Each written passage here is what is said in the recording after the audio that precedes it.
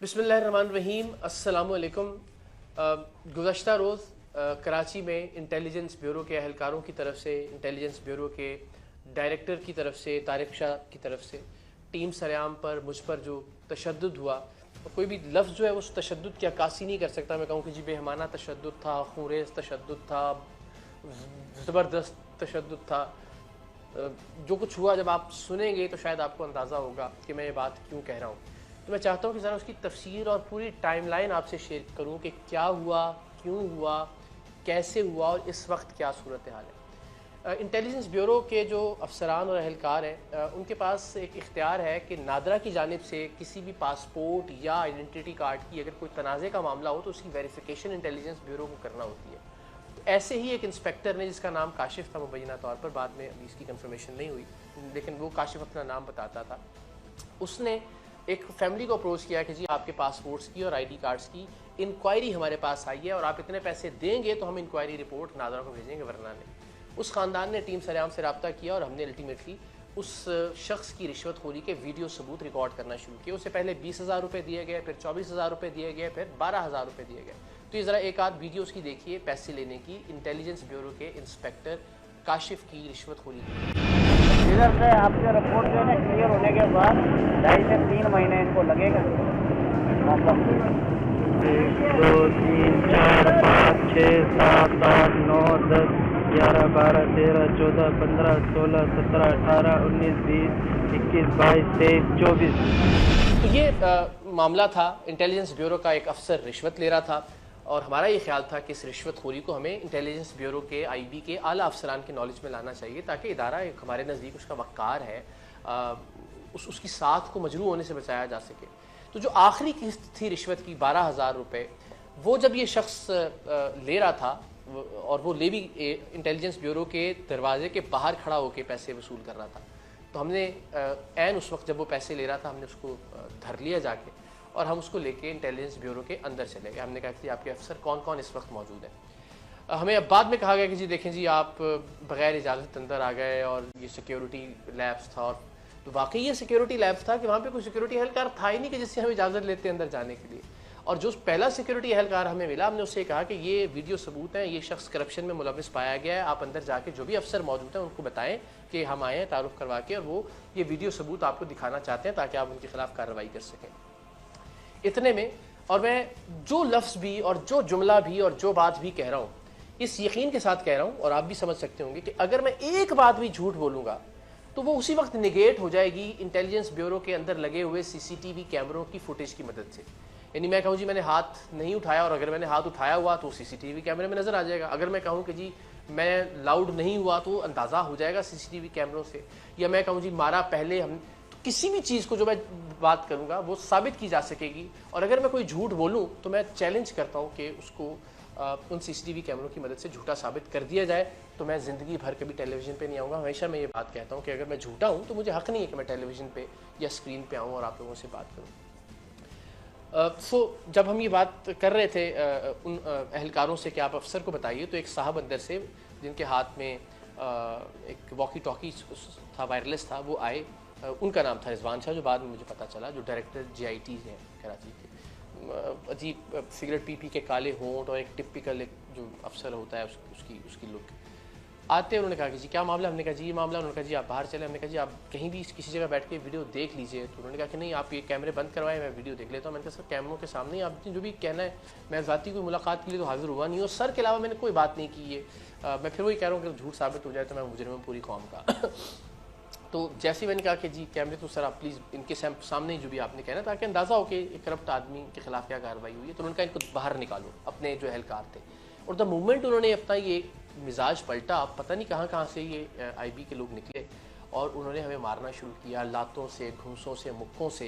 And मैं फिर कह रहा हूँ CCTV फुटेज से ये बात निगेट की जा सकती है अगर मैं झूठ बोल रहा हूँ कि सब लोगों ने पिस्टल्स निकाले फिल्मी अंदाज में, पीछे से चैम्पर किया और मेरे जो है ना जो बट होते हैं पिस्टल के, वो मारना शुरू किए। मुझे दीवार के साथ पट खा गया, दीवार से उठा के फिर वापस पिस्टल मारी गई।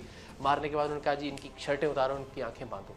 हमारी ही शर्टें उतारी गई और हमारी आंखें, ज़ाहिर हम उस सिचुएशन के अंदर हमने ज़िंदगी में कभी किसी के ऊपर कोशिश की है कि पहले हाथ ना उठाएं, इवन रिटेलिएशन में भी हाथ ना उठाएं। और मेरी तो कोशिश ये थी कि मैं इन लोगों को ज़रा इंगेज रखूं सो दैट हमारे कैमरे किसी तरह से जो है वो भाग सके, कोई कैमरामैन कोई फुटेज लेके शायद किसी तरह से कुछ बच जाए और मैं मार भले खाता रहूँ थोड़ी देर। लेकिन ऐसा हो नहीं सका। उन्होंने मुकम्मल तौर पे घेराव किया, हमारी कमीज़ें उतारी गई, बांधी गई और बांधने के बाद हमें एक टॉर्चर सेल में ले जाया गया। वहाँ पिस्टल रख के हमारी टीम, जो टीम सरेआम के नुमाइंदे हैं, उनके ऊपर कहा गया मुझे कि आप कपड़े उतारें। मैंने कहा आप देखें ये ज़्यादती आप ना करें, लेकिन उन्होंने कहा गोली मार देंगे आपके नुमाइंदों को अगर आपकी काम नहीं करेंगे। मैंने कहा जी ठीक है आप कीजिए। और दिल में ज़ाहिर अल्लाह ताला की ज़ात जानती थी, मुझे भी था कि मैं कोई अपने किसी ज़ाती काम के लिए तो इस तज़लील से नहीं गुजर रहा हूँ। अगर इस तज़हीक और तज़लील से, जो कि उनके नज़दीक तज़हीक और तज़लील थी, मेरे नज़दीक तो ये एक एज़ाज़, एक फ़ख्र, एक एवॉर्ड, एक तमगा है कि मुल्क की खिदमत के जज्बे के तहत अगर आपको बरहना किया जा रहा है और आपकी वीडियो बनाई जा रही है तो मेरे लिए तो ये काबिल कबूल है। और मुझे इस पर कोई नदामत की शर्मिंदगी नहीं है। मैं बहुत फ़ख्र के साथ इस बात का ऐलान कर रहा हूँ और आप सबसे शेयर भी कर रहा हूँ। तो मुझे मेरे कपड़े उतारे गए, मेरी वीडियो बनाई गई मुख्तलिफ ज़ावियों से, और यानी अपने नज़दीक वो मेरी तज़लील कर रहे थे मेरी टीम के सामने। और उस सूरत में कि जब खून मुस्तकिल बह रहा था चेहरे से, और इतनी इंसानियत नहीं थी कि आपको जो फर्स्ट एड दे दी जाती, कोई मेडिकल एड दी जाती। हमारा एक मेंबर मेरे सामने मछली की तरफ तड़पते तड़पते तकरीबन हमें लग रहा था कि मर जाएगा, और हम सब जानते थे कि उसको गुर्दे का मरज़ है, गुर्दे की पथरी का, और उसको वो सिर्फ एक दरख्वास्त कर रहा था कि मुझे पेन किलर लगवा दें, और वो कह रहे थे कि ड्रामा कर रहा है उससे, और मारा जा रहा था उस तकलीफ़ के ऊपर।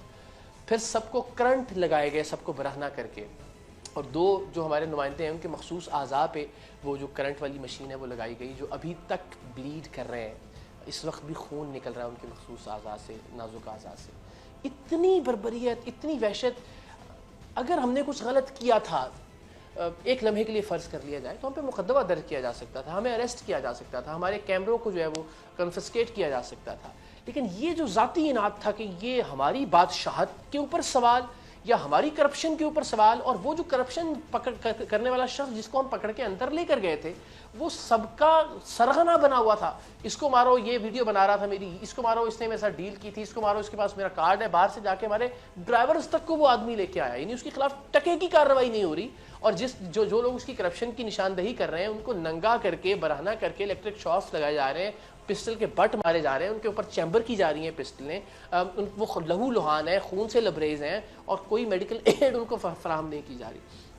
तो ये सारा कुछ होता रहा। लेकिन आप ये ज़रा तसव्वुर कीजिए कि ये एक दिन में तो माइंड सेट नहीं बना होगा ना। ऐसा तो नहीं होगा कि अचानक से उनको गुस्सा आया और चले अचानक गुस्सा 4-5 मिनट है, थप्पड़ मारा, आपने गोली भी मार दी, तो चंद सेकंड का इश्तियाल होता है। ये 3-4 घंटे जो था, ये एक उस फ़िरौनियत की अलामत था, जो फ़िरौनियत रिजवान शाह में और उसके जो जितने बाकी जो कारिंदे थे आईबी के, उनमें पिछले कई बरसों से, कई दिहाइयों से वो पैदा हुई होगी। कितने मजलूमों को इस तरह लाके बांधा गया होगा, कितने मजलूमों को इस तरह से उनकी आंखों में पट्टियां बांध के नंगा किया गया होगा, कितने मजलूमों की वीडियो बनाई गई होगी। किसी ने कोई गुनाह किया होगा, किसी ने नहीं किया होगा, लेकिन कितने लोगों की वीडियो बना के उनको ब्लैकमेल किया गया होगा कि बाहर जाके अगर ये कहा या इतने पैसे ना दिए तो तुम्हारी वीडियो मंजर आम पर आ जाएगी। मैंने तो चले हिम्मत की आके आप सबसे ये चीज़ शेयर कर ली अगेन, क्योंकि मेरा पर्सनल कोई एजेंडा नहीं था, मुझे कोई पर्सनल शर्मिंदगी नहीं है इसके ऊपर। तो आप सोचिए कि कितने बरसों से ये काम होता आया होगा, तब उसको इतना एतमाद और कॉन्फिडेंस हासिल हुआ होगा तारिक शाह और उसकी टीम को कि वो एक मीडिया का नुमाइंदा जिसको पता है कि छोटा मोटा बाहर जाके चीखेगा, चिल्लाएगा, कोई आवाज़ उठाएगा, उससे भी कोई घबराए नहीं, उसको भी उन्होंने अपने बदतरीन तशद्दुद का निशाना बनाया। एंड अल्टीमेटली खुशी की बात यह है कि अल्लाह ताला ज़िंदगी और तंदुरुस्ती दे हमारे ARY नेटवर्क के CEO सदर सलमान इकबाल साहब को। वो जिस जिगरे के मालिक हैं, अगर वो जिगर ना होता तो ये सरेआम शायद आज हम ना कर पाते। जहाँ जहाँ जिस तरह से वो आहनी दीवार बन के हमारी हिफाजत के लिए खड़े हुए, अल्लाह ताला उनको सलामत रखे।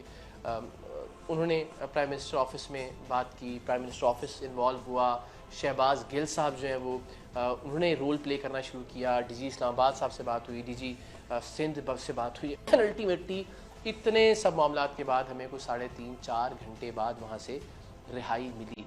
आम आदमी आप तसव्वुर कीजिए शायद 3.5-4 महीने भी वहाँ से बाहर ना निकल पाता।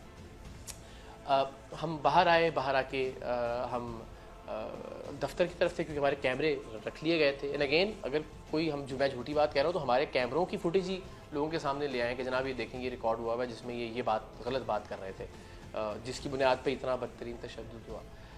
ऑफिस की जानिब से लेकिन हमें बताया गया कि ऑफिस से कैमरा आ रहा है, आप अब्बासी शेर अस्पताल जाइए, मेडिको लीगल रिपोर्ट करवाइए। सर फटा हुआ था, खून में लिथड़े हुए थे, हम हॉस्पिटल पहुँचे, हॉस्पिटल गए, टाँके लगाए गए सर को करके, कुछ टाँके मैंने रिक्वेस्ट करके बचा लिए कि बाल नहीं काटें पीछे से, कि वो बाकायदा उसको रेज़र करना पड़ता है, तो टाँके लगाए जाते हैं। फिर जो एक्सरे वहाँ बासी शहीद अस्पताल में हुआ, उसमें ये जो लेफ़्ट शोल्डर है ये डिसलोकेट, यानी ये टूटना के लीजिए, आई डोंट नो टेक्निकली क्या, ये डिसलोकेट हो गया, अपने मकाम से हिल गया ये। मुझे कहा गया कि आप CT स्कैन करवा लें कि किसी दूसरे अस्पताल से, क्योंकि वहाँ वो फैसिलिटी नहीं थी, बिकॉज कहीं ब्लड क्लॉट ना बन गया हो, इतनी देर तक खून बहता रहा है और आप वहाँ मौजूद रहें, खून जम ना गया हो अंदर किसी वेन में, मौत का बायस बन सकता है। तो हमने CT स्कैन करवाया, तो CT स्कैन तो बेहतर था, लेकिन एक पसली जो थी वो टूटी हुई सामने आई राइट साइड की, और साथ ही साथ जो जो जो जो दिल के मामला हैं, उन्होंने बताया कि वो उसमें भी कोई प्रॉब्लम है, बिकॉज जो लाइट है, जो करंट है, वो जब पास होता है तो या दिल मुतासर होता है या दिमाग मुतासर होता है, जो ECG है वो भी एबनॉर्मल है। सो खैर इस हालत में मैं ज़ाहिर है मीडिया पर भी और अपनी बात इसलिए कि लोगों को अंदाज़ा हो कि इदारों के अंदर कितनी बर्बरियत, कितनी सफाकियत, कितनी दरिंदगी, कितनी करप्शन है, और जिस मकसद के लिए मैंने ये मार खाई है, अगर वो मैं आराम से खामोश होकर बैठ जाऊँ घर में तो वो मकसद फुलफ़िल नहीं होता। तो मैं चाहता था कि सारी स्टोरी जो है वो नरेट की जाए, और मेरे वो 2 अरकान जो बेचारे इस वक्त भी शदीद तकलीफ़ में मुब्तला हैं, जिन्हें करंट उनके नाजुक आज़ा पर लगाया गया, वो भी अंडर ट्रीटमेंट है, अल्लाह ताला उनको भी सेहत दे, आप प्लीज़ उनके लिए भी दुआ कीजिएगा। सो इस सारी कैफियत से गुज़र रहे हैं, मगर इत्मीनान ये है, सुकून ये है कि अल्हम्दुलिल्लाह एक नेक नियति के साथ, एक नेक मकसद के लिए ये सब कुछ बर्दाश्त किया है। मेरी टीम भी अल्हम्दुलिल्लाह फ़ख्र महसूस कर रही है, कहीं पे भी हमने मायूसी, शर्मिंदगी या नदामत नहीं देखी इस सारे प्रोसेस में, और हमने देखा कि एक प्राइड है जो हर एक की आंखों में नज़र आ रहा है। ज़ाहिर है तकलीफ़ है, दर्द है, दुख है, अपना इदारा है हमारा, मगर अनफॉर्चुनेटली असल चेहरा हमारे सामने आया, और हमारे तवस्सुत से पूरी कौम के सामने आया। वज़ीर-ए-आज़म पाकिस्तान मैं बहुत नाक़िद हूँ मौजूदा हुकूमत का, आप सब जानते होंगे, आप ट्वीट्स भी देखते होंगे, लेकिन इस मामले में इससे पहले अगर हमने कुछ ऐसा किया तो हमेशा हम पे उल्टी FIR हो जाती थी। तो इस बार कम से कम ये हुआ कि 19वें ग्रेड का डायरेक्टर मुअत्तल ज़रूर हुआ। FIR अगर होगी भी तो वल्लाह आलम, शायद पता नहीं बेल हो जाएगी या कुछ स्टे आ जाएगा या अपने इदारे के लोग उनको बचा लेंगे। मगर एक बात मैं ज़रूर कहना चाहता हूँ कि हम सब की ज़िंदगियाँ अब से असल ख़तरे में पड़ी हैं। ज़ाहिर है वो कहते हैं ना, ज़ख्मी शेर ज़्यादा ख़तरनाक होता है, तो शेर तो खैर वो नहीं कहा जा सकता उनको, हाँ जानवर ज़रूर थे, दरिंदे ज़रूर थे, भेड़िए ज़रूर थे, लेकिन वो चूँकि अब ज़ख्मी हो गए तो और ज़्यादा तड़प रहे हैं। और यकीनन जो उस वक्त नहीं कतराए पिस्टल हम पर लोड करने से, जो हमारी लोकेशंस निकाल सकते हैं, जो हमारी फ़ोन कॉल्स की रिकॉर्डिंग्स कर सकते हैं, एजेंसी है ज़ाहिर है, तो मेरी टीम की ज़िंदगियाँ सही मानों में अब ख़तरे में पड़ी हैं। रिजवान शाह के मुअत्तल होने के बाद और उनके बाकी लोगों के मुअत्तल होने के बाद, तो वो जो IB के एहलकारों का जो, अब आप सोचिए जब हमने कुछ नहीं किया था, सिर्फ उनके एक एहलकार की करप्शन पकड़ी थी, तब कितना गुस्सा था। अब जब हमारी वजह से हम बार बार उनका नाम ले रहे हैं, उनको बेनकाब कर रहे हैं, तो अब कितना गुस्सा होगा। और हमारी जान लेने से क्या वो दरेग करेंगे? क्या गोली मारने से परहेज़ करेंगे? क्या हमें लोकेट करना उनके लिए कोई मुश्किल है? नहीं, ज़िंदगी अब बिल्कुल खुली किताब की मानंद उनके सामने है, और हम कत्ल होने के लिए तैयार हैं इस पाक सरज़मीन की खातिर। लेकिन ये रिकॉर्ड पर लाना बहुत ज़रूरी है कि हमें कोई भी नुकसान अगर पहुंचता है या कोई भी टीम मेंबर किसी भी तरह से मुतासर होता है, तो आपको, कौम को, हुकूमत को, इदारों को पता होना चाहिए कि मुमकिन तौर पे उसके पीछे कौन हो सकता है। सो आप सब दुआ में याद रखिएगा। हम कोशिश करेंगे कि इसी हिम्मत से, इसी जज्बे, इसी जुनून से सच्चाई के सफ़र को जारी रखें। मैंने बहुत से प्लेटफॉर्म्स पर कहा भी कि मैं इसलिए बरहना नहीं हुआ या इसलिए मैंने ये मारे बर्दाश्त नहीं की, या इसलिए मैंने ये तशद्दुद और वो तज़लील जो मुझे नंगा करके मेरी वीडियोस बना के करने की कोशिश की गई, वो मैंने इसलिए बर्दाश्त नहीं की कि मैं दुबक के, खामोश होके, चुप करके घर में बैठ जाऊँ। अब इंशाअल्लाह मेरी आवाज़ हर जगह होगी। मैं चुप हुआ तो वो समझा कि बात ख़त्म हुई, फिर उसके बाद तो आवाज़ जा बजा थी मेरी। इंशाअल्लाह मेरी आवाज़ इसी तरह से मजबूत सुनेंगे, इसी तरह से दलाइल के साथ सुनेंगे, इसी तरह से सबूतों के साथ सुनेंगे। और मेरी आवाज़ का सिर्फ़ और सिर्फ एक मकसद है, मेरे आवाज़ बुलंद करने का सिर्फ़ और सिर्फ एक मकसद है कि पाकिस्तान का परचम बुलंद हो, पाकिस्तान का वक़ार बुलंद हो, पाकिस्तान का नाम बुलंद हो। आप सब की दुआओं की ज़रूरत होगी, आप सबकी सपोर्ट की ज़रूरत होगी। और मैं आपको ये यकीन दिलाता हूँ इंशाल्लाह, वंस अगेन गलतियाँ हो सकती हैं, मिस जजमेंट्स हो सकती हैं, लेकिन इंशाल्लाह ना बदनीयती होगी, ना किसी तरह पे नीयत का कोई झोल होगा। हम ईमानदारी से, दयानतदारी से, सच के और हक़ के इस सफ़र को जारी रखेंगे। पाकिस्तान जिंदाबाद।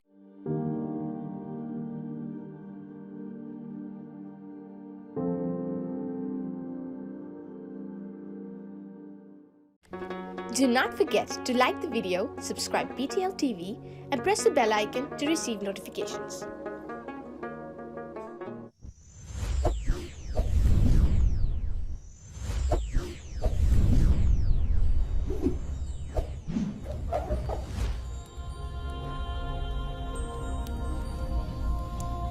Jesus is the light of the world.